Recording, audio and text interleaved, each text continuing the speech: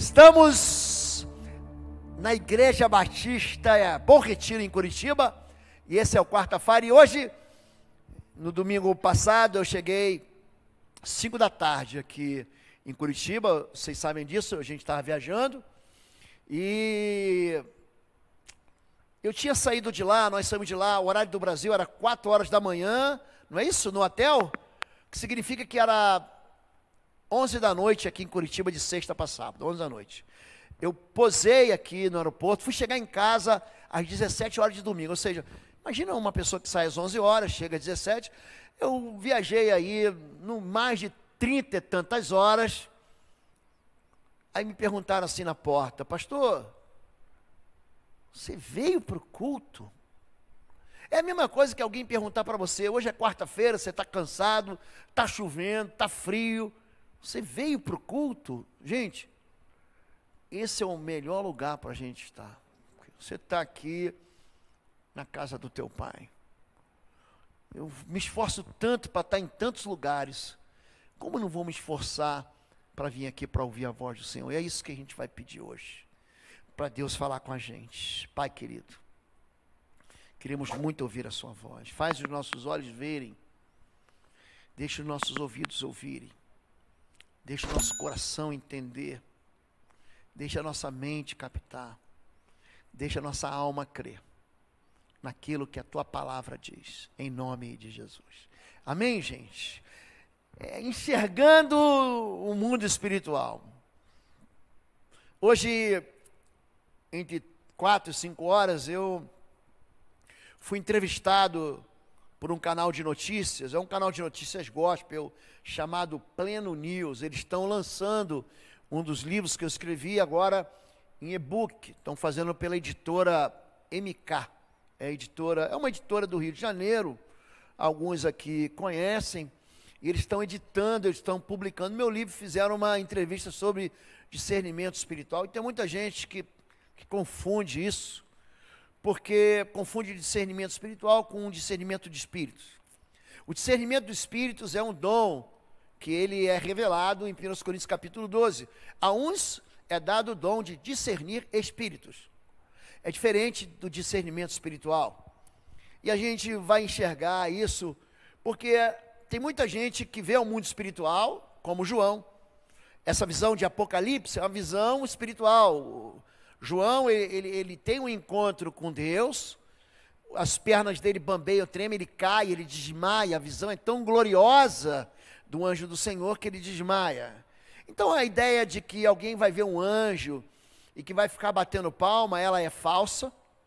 Normalmente os anjos, quando se revelam na Bíblia, você vê em Josué, capítulo 5, você vê quando os anjos se encontram onde Jacó estava, no vale de Maanaim, ou vale das duas tropas, eram 2 bandos de anjos, é isso que ele vê.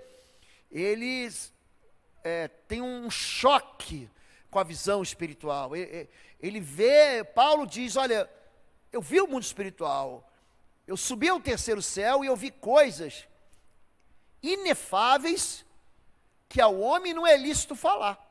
Jesus, ele vai falar para Nicodemos: olha, se eu falo para você de coisas terrenas e você não entende, imagina se eu falar para você das coisas do céu. Então é a mesma coisa que você querer explicar para um ser aquático. Vamos pegar uma baleia, um tubarão, o que é um campeonato de rugby, o que é um campeonato de beisebol. Como é que você vai explicar isso para uma linguagem completamente diferente, que é a linguagem das baleias, com aquela que a gente se comunica? Então, o mundo espiritual, ele é visto de muitas maneiras. Homens e mulheres de Deus viram o mundo espiritual, enxergaram o mundo espiritual, mas não conseguiram nem sequer descrever aquilo que está no céu. Então, tudo aquilo que você pensa que está no céu, como é que você acha que é o céu? Pensa aí. Eu acho que o céu é assim, tem borboletinha azul, tem passarinho verde. O céu, gente, o homem, a mente humana, o ouvido humano nunca ouviu. A mente humana não consegue entender o que Deus preparou para a gente no céu. Você não consegue entender, você não consegue. Vamos tentar aqui com criatividade, saber o que tem no céu. Você não consegue escrever as descrições de João, quando ele descreve o céu. Você fala, o que esse cara está falando aqui? É uma metáfora isso aqui? O que é esse negócio de portão que parece pérola? De rua que parece ouro? Do que ele está falando? Quando ele fala, ele não consegue perceber. Só que isso é algo que Deus deu para a gente. Existe um caminho para a gente discernir, e essa palavra discernimento significa um julgamento apropriado. Quando você é capaz de diferenciar, isso aqui é de Deus, isso aqui é do diabo, isso aqui é verdade, isso aqui é mentira. Isso não tem a ver com aquilo que seu olho vê, isso tem com aquilo que Deus revela. Em Lucas capítulo 6, está aí, diz assim: pode um cego guiar outro cego? Você não está enxergando, como é que você vai guiar alguém se você não enxerga? Não cairão os dois no buraco? Por que você repara no cisco que está no olho do seu irmão e não se dá conta da viga que está em seu próprio olho? Como você pode dizer ao seu irmão: irmão, deixe-me tirar o cisco do seu olho, se você mesmo não consegue ver a viga que está em seu próprio olho? E aí Jesus usa uma palavra que ele repete muito: hipócrita, tire primeiro a viga do seu olho, então você verá claramente para tirar o cisco do olho do seu irmão. A verdade é que tem muita gente que quer enxergar o mundo espiritual, e que diz que vê o mundo espiritual, mas absolutamente não vê nada. Eu já fui em igreja, e não foi só uma igreja. Aqui, pelas minhas contas de cabeça, eu já fui em muitas igrejas, de perder a conta, de não saber mais onde foi. E eu me lembro de pelo menos 3 igrejas que a pessoa falou assim: não, fulana, ou fulano, é o profeta da igreja, ele revela, ele vê o mundo espiritual, ele tem dons. E eu acredito em tudo isso, porque a Bíblia fala de tudo isso. Deus levanta profetas, ele fala em sonhos, fala em visões, ele levanta profeta que vê e não entende nada, como Zacarias. Ele fala de profeta que vê e entende, mas não sabe comunicar. Ele fala de Moisés, que ele vê, entende, fala, que Deus fala face a face, como o homem fala com o homem. Só que nessas vezes que eu fui, uma igreja até perto da gente aqui, no estado perto da gente, eu fui olhar pela moça, a moça caiu terrivelmente endemoniada. Ou seja, a visão que ela tinha era uma visão contaminada, que não tinha nada a ver com aquilo que Deus mandava, e ela simplesmente, ela dominava a igreja, ela controlava, é o que a gente chama de espírito de Jezabel, é aquele espírito que controla a liderança pastoral, o governo pastoral. E aqui Jesus está falando sobre gente que é incapaz de ver os problemas na sua própria vida e querem resolver o problema da vida dos outros.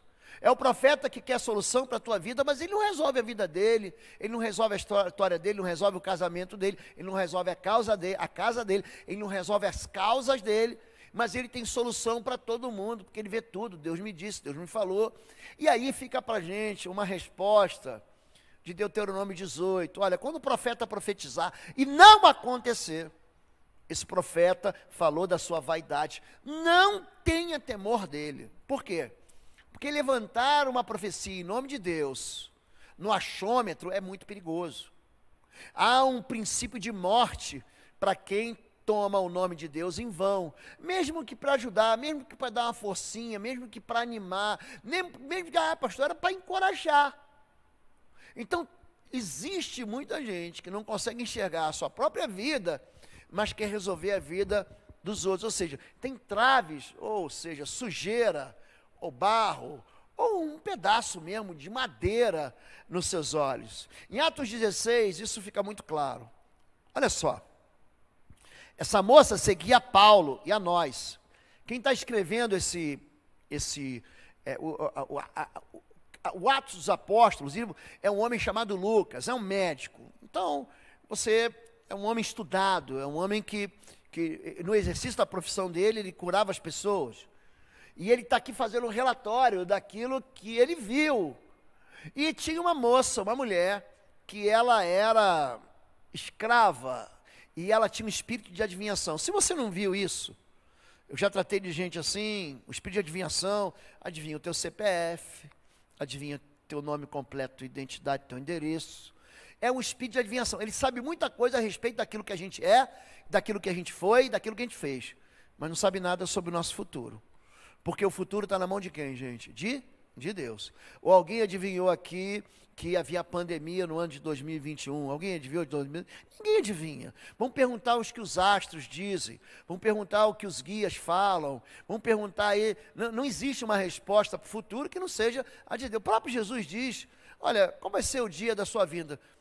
Nem os anjos sabem. Nem os anjos. Nem o filho. Somente o Pai. Somente o Pai que está no céu sabe. Então, aqui vinha uma moça que tinha esse espírito de adivinhação, e essa moça vinha gritando, ali, primeira, estes homens são servos do Deus Altíssimo, e eles anunciam o caminho da salvação. Ela falava a verdade, gente? Sim. Ela continuou fazendo isso por muitos dias.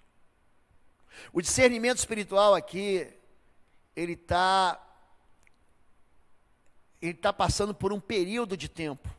Finalmente, Paulo ficou indignado, voltou-se e disse ao espírito que estava naquela moça, em nome de Jesus Cristo, eu lhe ordeno que saia dela. No mesmo instante, o espírito a deixou. O apóstolo Paulo, ele demora alguns dias para perceber, então ele não vê o mundo espiritual, mas ele vai discernir aquilo que está acontecendo e fala assim, isso aqui não pertence ao Senhor. Quem fala pela boca dessa moça, não é alguém que está sendo influenciado, motivado, inspirado, ou sendo usado pelo Espírito de Deus. É isso que Deus fala para o profeta Jonas, quando ele está lá no meio de Nínive. Nínive, gente, era uma cidade terrível. Nínive era a capital da Síria. Gente, a Síria era uma nação invasora que era cruel demais. E Jonas não queria que Deus usasse de misericórdia com aquela nação que tratou tão mal a nação de Israel. É por isso que Jonas é chamado de profeta fujão. Você conhece a história dele? Ele desce a Jope, ele desce ao barco, ele desce ao fundo do barco, ele desce ao mar, ele desce ao vento do grande peixe, ele é vomitado na praia, e aí ele prega uma mensagem, a cidade inteira se converte, daí que vem um livro famoso, O Sucesso do Fracasso, porque ele prega para ninguém se converter, mas todo mundo se converte, aí ele briga com Deus. Eu não falei para você? Ele está orando para Deus, Deus, teu coração é muito mole, você devia ter destruído Nínive, você devia ter castigado esse povo, você devia ter queimado esse povo. João faz a mesma coisa com Jesus, e a gente também faz. A gente também faz. João diz, Senhor, vamos orar para que desça fogo do céu e queime os samaritanos. Jesus diz, vós não sabeis de que espírito vós sois, porque o Filho do Homem não veio para destruir as almas dos homens, mas veio para salvar os homens. E aí Deus diz, Jonas, Nínive é uma cidade que tem 120 mil habitantes, que não sabe discernir a mão direita da esquerda. Você quer ver uma coisa? Agora, sem pensar, levanta a tua mão direita.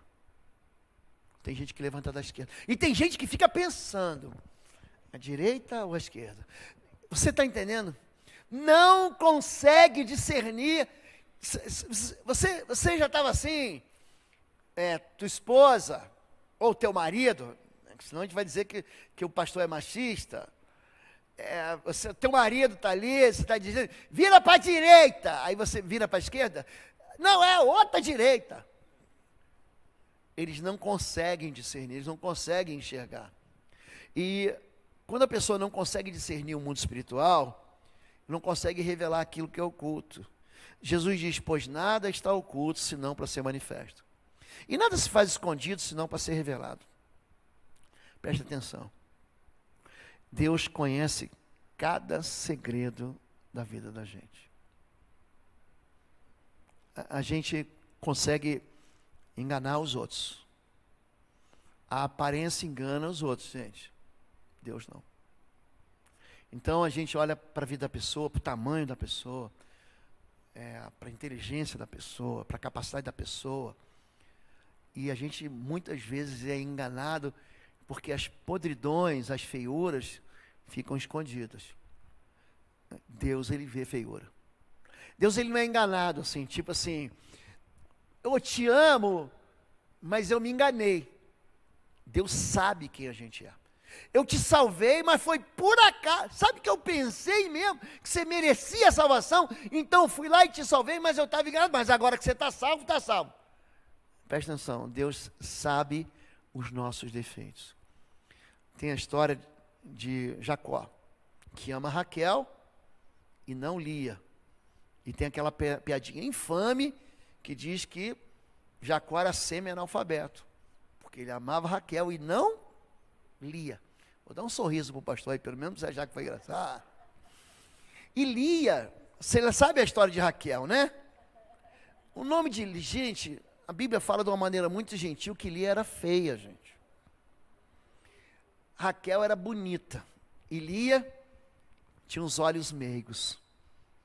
Era uma maneira assim muito elegante da Bíblia dizer que ela era feia. E pior do que isso, ela tinha um temperamento horrível. O que significa Lia, gente? O que significa? Vaca brava. Você imagina assim, você já chamou teu marido de mula? É uma mula teimosa. Esse homem é uma anta, você já fez? Já chamou?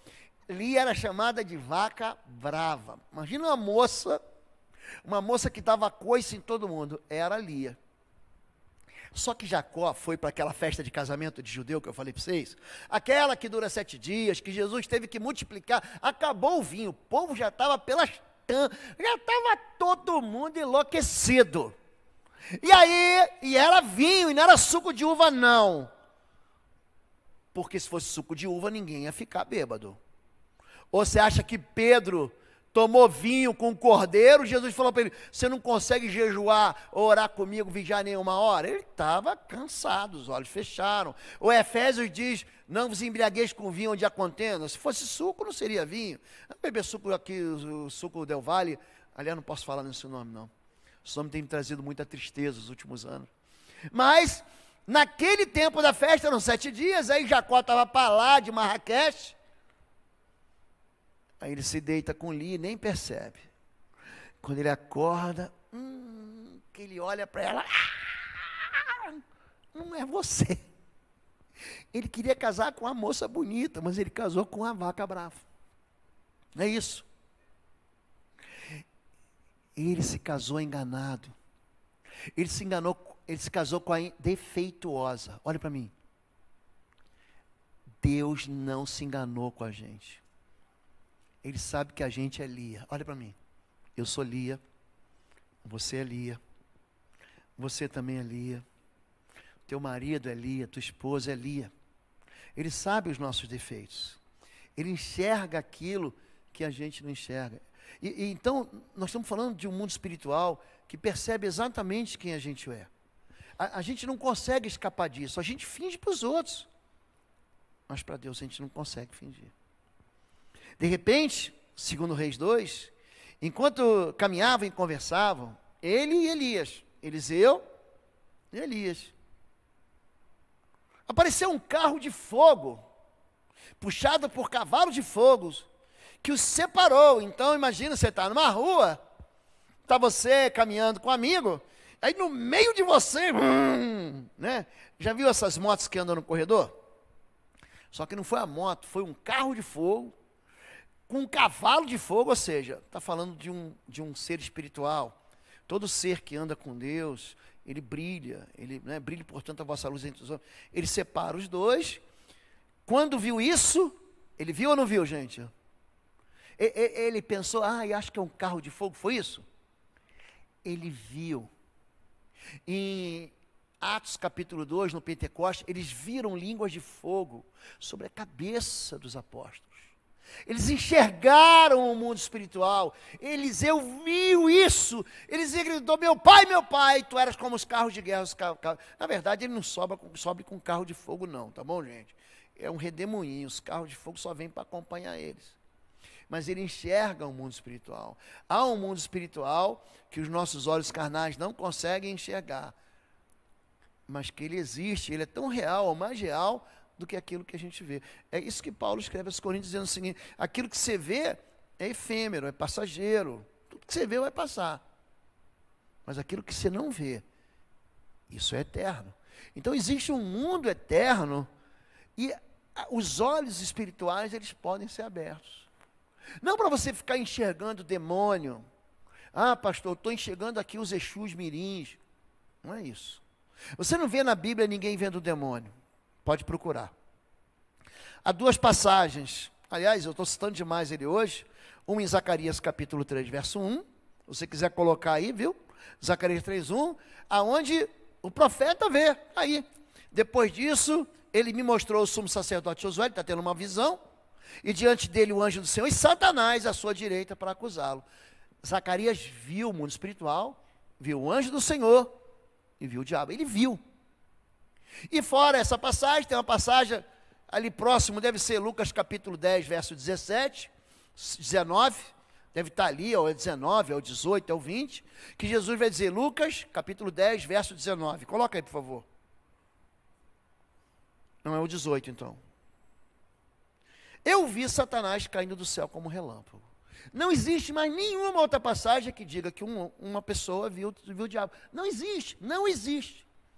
Então, pode voltar para a mensagem. Então, se alguém fala assim, eu vi o mundo espiritual, você pode ter visto um vulto. Aí Jó, capítulo 5, ele viu um vulto, não discerniu a aparência, se sentiu arrepiado, ele viu que era um espírito, mas ele não conseguiu ver se era do bem, se era do mal. Mas quando a gente fala sobre mundo espiritual, o que a gente enxerga, ou que uma pessoa que vive com Deus enxerga, é o mundo espiritual de Deus. O servo do homem de Deus levantou-se bem cedo pela manhã, e quando saía, viu, o nome dele era Geazi, tá? Ele viu que uma tropa de cavalos e carros de guerra havia cercado a cidade. Era uma tropa de um rei chamado Ben-Hadad, é um rei sírio, bicho ruim, tranqueira, estava querendo matar o profeta Eliseu, estava querendo matar, estava pelas tampas com Eliseu, e ele manda um exército, tem lá os soldados, os cavaleiros, aí ele volta desesperado. Então ele exclamou, ah, meu senhor, o que faremos? O profeta respondeu, não tenha medo, aqueles que estão conosco são mais numerosos do que eles. Eliseu orou, Senhor, abre os olhos dele para que veja. Então o Senhor abriu os olhos do rapaz, ele olhou e viu as colinas cheias de carros e cavalos de fogo ao redor de Eliseu. Então havia de fato um exército cercando eles, mas havia também, de fato, um exército de anjos tomando conta deles. Quando a Bíblia diz que o anjo do Senhor se acampa ao redor daqueles que o temem e os livra, isso não é brincadeira, isso não é anjo da guarda. Que você precisa acender vela para ele, agradar a ele, corresponder a ele. Em primeiro lugar, os anjos, eles são seres espirituais. Hebreus capítulo 1, verso 14. Estou saindo só um pouquinho aqui para a gente trabalhar essa visão espiritual antes de entrar onde que eu quero. Os anjos não são, todos eles, espíritos ministradores. Diga, anjos são espíritos. Repita isso, anjos são espíritos. São espíritos ministradores enviados para servir aqueles que hão de herdar a salvação. Quem manda em anjo não é a gente, quem manda em anjo é Deus. Salmo 91, aos teus anjos dará ordens a teu respeito. Salmo 91, verso 11. Ele que dá ordem aos anjos. Anjo não obedece ser humano, anjo obedece a Deus. Agora, existem anjos, espíritos, que se rebelaram contra Deus. Anjos que se revoltaram contra Deus. Esses anjos têm um lugar para eles. Oi, gente, um rápido intervalo. Você que ainda não é membro, seja membro do canal para nos abençoar. Dá um like, compartilha. E se você quer crescer em libertação e batalha espiritual, vai lá na nossa loja www.institutoexodo.com. Os nossos livros estão lá que vão fazer você crescer nessa área e se tornar um valente na batalha. Deus te abençoe. Judas, me ajuda, por favor. Capítulo 1, verso 6, conta a história de anjos que estão aprisionados. Eu quero que você entenda, então, diga, anjo de Deus são espíritos ministradores que servem aqueles que vão herdar a salvação.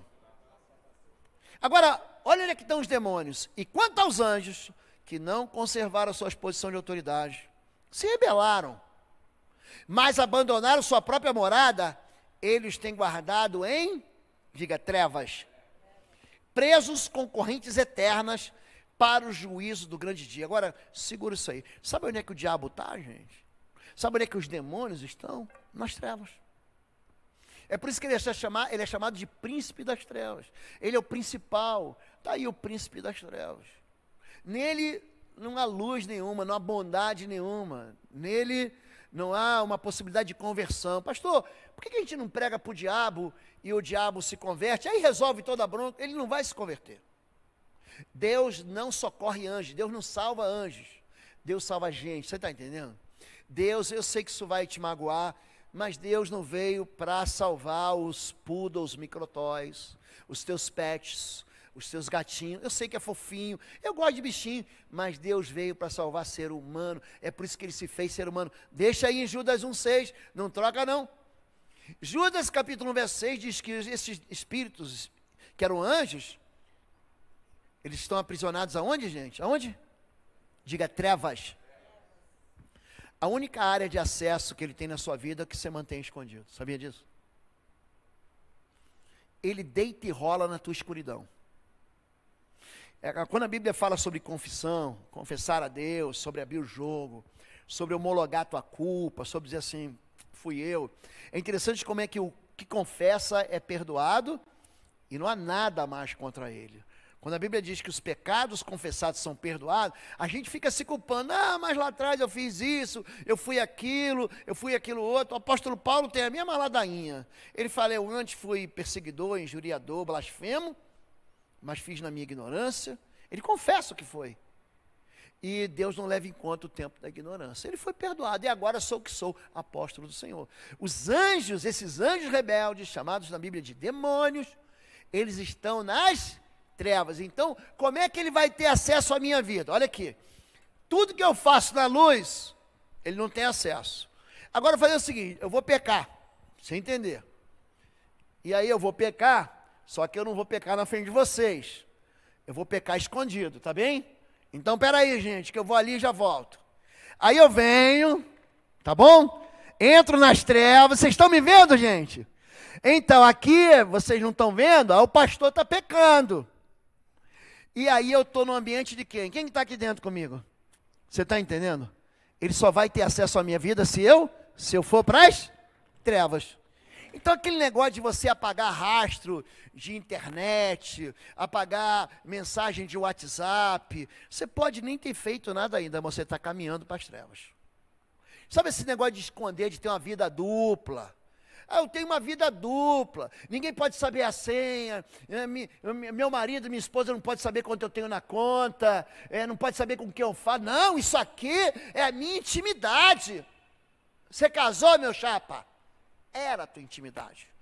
Porque agora você está nu e não pode se envergonhar. Eles estavam nus e não se envergonhavam. Então, a minha senha, se eu faço um Z, se eu faço um A, se eu faço uma estrela, gente, isso tudo tem que ser acesso da minha esposa. Eu tenho que prestar conta para os meus pastores. Eu tenho que prestar conta para a minha igreja. Porque toda vez que a gente começa a querer sonegar a verdade e ir para a escuridão, a gente está indo para onde? Esses seres imundos, esses espíritos imundos, presta atenção nisso. Eles estão acorrentados nas trevas para sempre. Eles só vão ter acesso à tua vida naquilo que você esconde. Sabe aquilo que você diz assim, ó, isso ninguém vai saber? É essa área que ele está deitando e rolando. Normalmente são as áreas de derrota, certamente são as áreas de derrota da vida da gente. Entenderam isso agora? Então quando você vê assim, algo que está escondido até mesmo dentro de você, ou que alguém está escondendo de você, e que não está percebendo, existe um medo, lógico que existe medo, o que ele vai saber? Imagina se ele souber a minha feiura, não foi isso que Adão e Eva fizeram? Ih, a gente está nu, o que eles fizeram? Eles se esconderam com folha de figueira. Vamos fazer aqui folha de figueira? Ele que lançou. Adão, gente, é o primeiro grande nome na moda fashion. Ele não tinha roupa não, gente. E é ele que lançou, não foi Jorge Armani, não foi Calvin Klein, não foi a Nike, não foi a Adidas, foi ele, foi Adão, ele que começou com esse negócio de roupa. E aí ele se escondeu, porque se você ver quem eu sou, você não vai me amar. É por isso que há uma proteção de aparência. Agora pode voltar, porque eu já expliquei o que eu queria explicar. Está aqui. Agora destrava aqui, pronto. Cada um, porém, é dado a manifestação do Espírito. Eu já vou lá para trás, lá no verso 10, a outro discernimento de espíritos, a outro variedade de línguas e a outra interpretação de línguas. Isso tudo são dons que a igreja tem. A nossa igreja é uma igreja batista, mas você não se engane. Aqui tem um monte de gente que tem dom de línguas. Aqui tem pelo menos uma pessoa, isso eu sei, que tem dom de interpretação de línguas. Esses dons, eles são distribuídos na igreja para a edificação da própria igreja. O dom egoísta, que eu chamo assim, não é a Bíblia que chama assim, é o dom de línguas, porque aquele que fala em línguas, ele edifica a sua própria vida, ele fala com Deus, tá bom? Mas o dom de interpretação de línguas, ele edifica toda a igreja. O dom de curar, o dom de fazer milagres e maravilhas, o dom da ciência, o dom de conhecimento, isso edifica toda a igreja. Mas isso é apenas um dom. Então a gente não pode ficar impressionado com o dom e nem com a pessoa, como se aquela pessoa fosse mais importante do que eu, porque ela tem um dom que tem uma aparência melhor que a minha. Então tem coisas que eu faço por dom, e tem coisas que eu não faço, mas você faz porque você tem um dom e eu não tenho. E aí que vem a noção de igreja. Aí que vem a ideia daquilo que a gente se complementa. Ele vai começar esse texto de 1 Coríntios dizendo o seguinte: há diversos dons, assim como o corpo. Você imagina se todo o corpo fosse orelha? Você imagina se todo o corpo... Imagina se em vez de pé, a gente tivesse mais duas mãos ali embaixo? Já imaginou isso? Imagina um segundo. Como é que a gente ia fazer para andar, gente? Falando sério, como é que a gente ia fazer? Imagina então que nosso corpo, em vez de ter um nariz, tivesse três narizes, assim, um aqui, no lugar do olho, outro aqui. Como é que a gente ia enxergar? Então o dom é algo que Deus dá à medida com que a igreja cresce, para satisfazer a necessidade de edificação da própria igreja. O dom é para todo mundo, menos para você. O dom que eu tenho, ele só serve para você. Ele não serve para mim. Ele serve para você. Então o dom de discernir é um dom de examinar. Então é como se você recebesse evidências. Examinai tudo, fiquem com o bom, afaste-se de toda forma do mal. Quando eu vou fazer uma investigação na área de libertação e batalha espiritual, então eu examino absolutamente tudo, e eu tenho que discernir aquilo que é mal, aquilo que na vida da pessoa, ela negociou ou negligenciou a santidade, ou ela falou assim, não, vou trocar aquilo que é de Deus com aquilo que eu quero. Isso, gente, é fácil acontecer isso. Quer ver uma coisa? Tinha um discípulo lá de Jesus, o nome dele era Judas. Todo mundo conhece Judas? Você já malhou Judas no sábado? Não, se você não malhou Judas no sábado, você não teve infância. Então a gente ia, eu tinha uma professora de inglês que era muito ruim, mas muito ruim. Mas não era ruim para mim não, era ruim para todo mundo.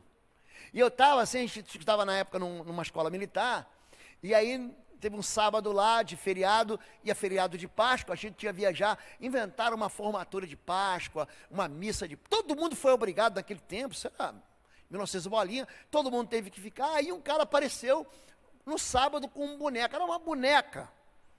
Pegaram, botaram uma roupa de mulher e botaram o nome da professora. Pensa uma professora ruim, gente.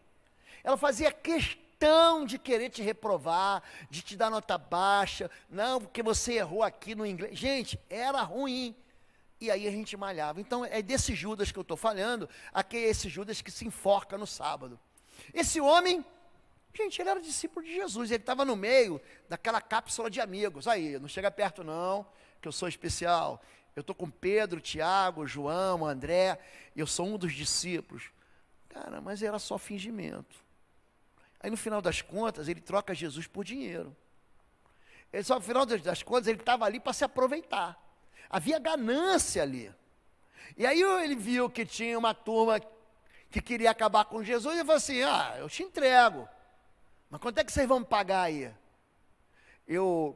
Nós passamos ali em frente, no chamado Vale de Inom, Vale do Geena, é o Vale do Inferno, fica em Jerusalém mesmo, onde havia um grande, era a porta, chamada da Porta do Lixo, por onde o lixo escoava da cidade, né? Era a porta onde saía tudo, e ali tinha uma fogueira que nunca se apagava. Você já viu um lixão, quando você bota fogo no lixão? Não apaga nunca, aquilo vai queimando. É daí que vem a expressão onde o fogo nunca se acaba, nunca se apaga. É ali. E ali, naquele lugar, ele foi se enforcar. Por quê? Porque a aparência dele era uma aparência, ele foi escolhido por Jesus. Você lembra disso? Você lembra em Marcos 1? Jesus subiu e falou assim, eu vou escolher os 12. Aí escolhe Pedro, Tiago, João, Natanael, o outro Judas, né? Simão, Zelote e Judas Iscariotes. Ele é um homem escolhido, mas que joga tudo a perder. E a gente que está ali do lado dele, você nem percebe a primeira vez que você vai ler a Bíblia, você não percebe que esse cara que está com Jesus é o cara que vai trair ele. Porque tem uma coisa certa para mim e para você. Quem te trai não é teu inimigo. Vou repetir. Teu inimigo não te trai, ele já quer tua cabeça. Quem te trai é quem você confia. Quem te trai é aquela pessoa que fala, eu esperava de todo mundo, de você, eu não podia enxergar o mal em você. Eu podia, não, você não. Que decepção. Logo você fez essa publicação no teu Instagram, falando mal de mim. Você foi naquela festa e não me avisou. Você sabia que eu gostava dela e você está namorando ela. Você é meu melhor amigo. Pronto.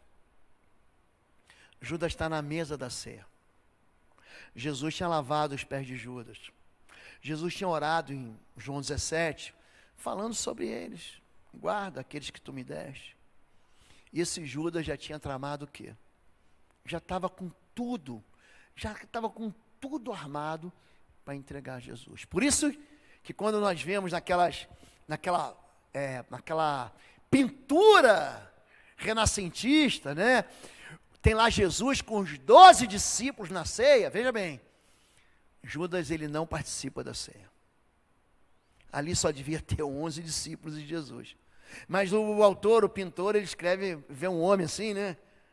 De barba, devia ser uma figura da época que representava o mal, segurando um saco de moedas assim, não é isso? Alguém ali discerniu que Judas ia trair? Alguém ali percebeu que Judas estava endemoniado? Alguém percebeu? Ninguém viu nada. E aí na hora de partir o pão, logicamente que isso aconteceu depois, Jesus fala antes assim, essa noite um de vós vai me trair. Pedro, você sabe como é que é Pedro.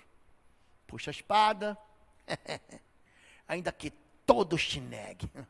Estou aqui eu, com meu 38ão, eu dou tiro para dou bala, eu dou borrachada, eu tenho essa espada na mão, eu jamais te negarei. Pedrão, fica tranquilo aí, que essa noite, antes do galo cantar, você vai ter me negado 3 vezes, então baixa a bola, entendeu? Dá um dislike aí no que tu falou, retira essa mensagem.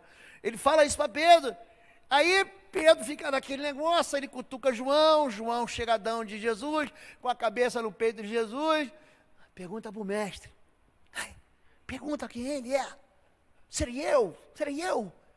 Aí, Jesus pergunta, mestre, quem é? É aquele que coloca a mão comigo no bocado. Aí quando Jesus bota, sabe quando você vai avançar naquele pedaço de bife? Não é verdade? Vem lá, vovó fritou os bifes de domingo, mamãe fritou os bifes, aí tem aquele bife de picanha que está de olho, aquele lá é picanha, aquela tá macia. Aí ela vem rodando a mesa, você está de olho, está todo mundo de olho no bife. Aí quando a mãe bota, porque lá em casa ninguém bota a mão na comida ainda de orar. Mas quando você dá o amém, que vai todo mundo com o mesmo garfo para pegar o mesmo bife. Foi isso que aconteceu com Judas. Que na hora que Jesus foi pegar, ele foi junto. Aí falou assim, por que encheu Satanás o teu coração para você fazer o que é mal? Ele já estava endemoniado. Ele não estava babando lá, não estava manifestando o Exu Caveira, um Exu Tranca-Rua, um Zé Pilintra. Não estava nada disso não, gente. Ele não estava lá cheio da pomba gira. Ele estava endemoniado já. que é para você fazer, faz depressa. Ninguém viu. Tanto que em João 13, essa passagem está em João 13, os próprios discípulos falaram assim, ele deve ter ido comprar mais pão, porque ele que andava com dinheiro na mão, ele que era o tesoureiro. Olha como é que a Bíblia é, né? Olha como é que Jesus, ele destrona Mamon, ele dá para cuidar do dinheiro o ladrão. Ele era ladrão. Ele era ladrão. Ele tá dizendo assim, ó, eu não sirvo a esse dinheiro. É muito interessante.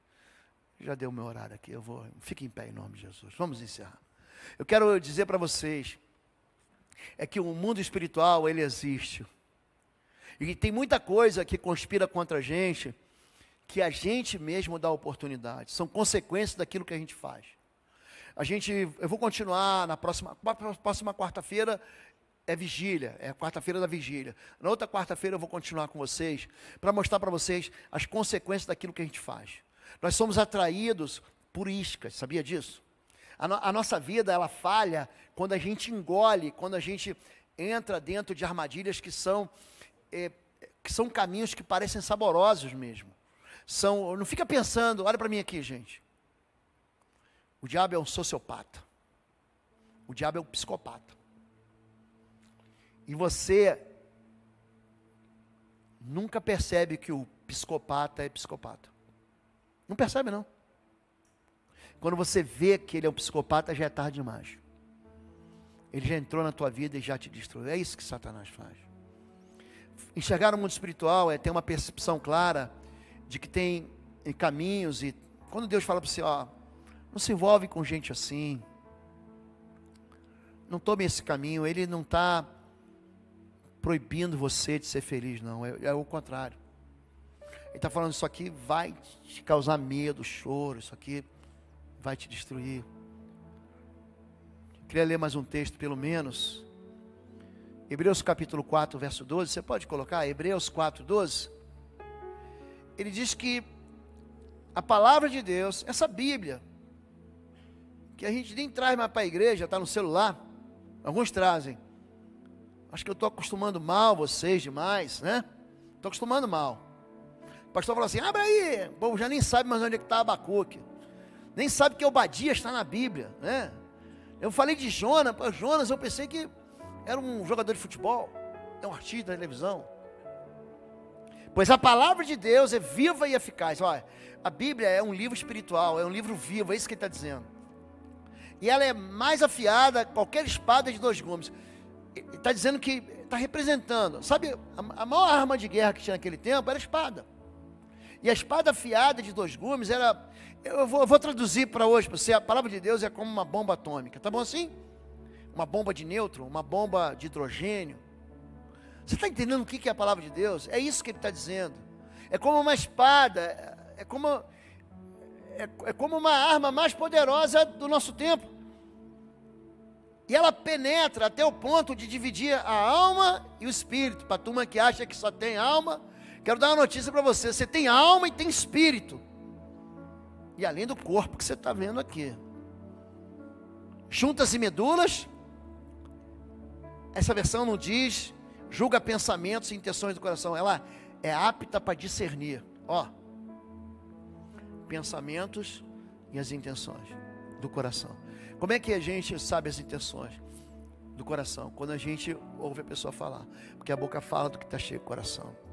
Não caiam em armadilhas. O discernimento, ele vem através da palavra de Deus. Eu queria fazer um acordo com vocês hoje. Eu queria desafiar vocês a essa semana, dessa quarta-feira até a próxima semana, vocês lerem comigo o Evangelho de Marcos. São só 16 capítulos. Só 16. É rapidinho. O Evangelho de Marcos, você lê em 45 minutos ele inteiro. Então faz o seguinte. Lê aí 3 capítulos por dia. Quinta, sexta, sábado, domingo. Segundo você terminou. Você vai colher ali pepitas de ouro bíblica. Você vai colher diamantes. Você vai falar, como é que eu nunca vi isso? Deus vai começar a dar para você experiências espirituais. Ele vai começar a dar para você visões espirituais. Ele vai começar a contar para vocês segredos. Vai vai começar a falar e revelar coisas que você fala, não é possível, eu nunca tinha visto isso aqui. E mais do que isso, ele vai começar a fazer você enxergar o mundo espiritual. Você quer isso? Quer isso para você? Vamos orar? Pai querido, em nome de Jesus, nessa noite de chuva, os teus filhos escolheram a melhor parte, que é vir te adorar. Nós te cantamos louvores aqui, e concordamos que somos a tua noiva, que estamos com as nossas vestes brancas aqui, Pai. Todos nós somos defeituosos, todos nós somos como Lia. Não há em nós beleza, não há em nós algo que o Senhor diga assim, eu vou salvar, mas é justamente por causa dos nossos defeitos que o Senhor veio para nos salvar. Por causa das nossas incapacidades, por causa dos nossos pecados, vamos dar nome àquilo que nós cometemos. Nós pecamos contra o Senhor, por causa dos nossos pecados, o Senhor veio nos salvar. E é por isso que toda a nossa esperança está no Senhor. Nós não vamos remendar as nossas próprias vidas, nós vamos ser salvos pelo Senhor. A nossa vida, a nossa salvação está oculta em Cristo. Nós abrimos o nosso coração para dizer para o Senhor, Deus, essas histórias que são contadas são as nossas próprias histórias. Te pedimos perdão, porque nos afastamos da verdade, é por isso que caímos em tantas armadilhas. Nós desobedecemos com rebeldia, com obstinação, sistematicamente a tua palavra. E é por isso que existem áreas da nossa vida, ou da nossa própria vida inteira, que não funcionam. Queremos te pedir perdão essa noite. Queremos enxergar em nós mesmos, mas não queremos ficar nos culpando, porque a culpa o teu filho Jesus levou sobre si. O castigo que nos traz a paz estava sobre ele. Perdoa, Pai, e nos faz andar por um caminho, nos faz enxergar o caminho da verdade, nos faz ver o mundo espiritual, não nos deixa cair em tentação, livra-nos do mal. É assim que nós oramos, em nome de Jesus, amém? Quero abençoar a sua vida, estamos rigorosamente dentro do horário. Dizer para você que domingo, eu vou, quem esteve aqui no domingo à noite, levanta a mão, teve alguém no domingo à noite? Eu vou continuar aquela mensagem de domingo à noite, nós vamos chegar até Jerusalém, tanto no culto da manhã, quanto no culto da noite. E a ceia do Senhor, que nós celebramos normalmente no primeiro domingo do mês, nós vamos celebrar no segundo domingo com a Páscoa, tá bem? No próximo dia 12, sem ser essa quarta-feira que vem, a outra quarta-feira, nós teremos a presença aqui, se você puder colocar, já tiver aí, a presença do doutor Adam Wright. Ele é o presidente, é o reitor-presidente da Universidade Batista de Dallas. O filho do pastor Paulo também está estudando lá, na DBU, Universidade Batista de Dallas. Ele vai estar aqui para mostrar para a gente como é mais fácil que você pensa estudar fora do país. Ele vai abrir, e não é só teologia, o meu filho fez teologia, fez outra faculdade, então é muito mais fácil de você conseguir bolsas e ter um caminho para você, para o teu filho, amém? Existem os chamados IEP, que são os programas de intensivos de inglês. Ele vai estar quarta-feira, dia 12, com a gente aqui pela manhã. Nós vamos dar um café da manhã e nós vamos distribuir um Google Forms para vocês preencherem, para a gente saber quem vem tomar o café da manhã com a gente, amém? Então domingo, dia 12, às 9 da manhã, amém? Levante sua mão, vamos louvar ao Senhor. Que o amor de Deus, o nosso Pai, a graça do nosso Senhor e Salvador Jesus Cristo e as consolações do Espírito Santo de Deus seja sobre sua vida, amém? Você pode dar um amém aleluiado?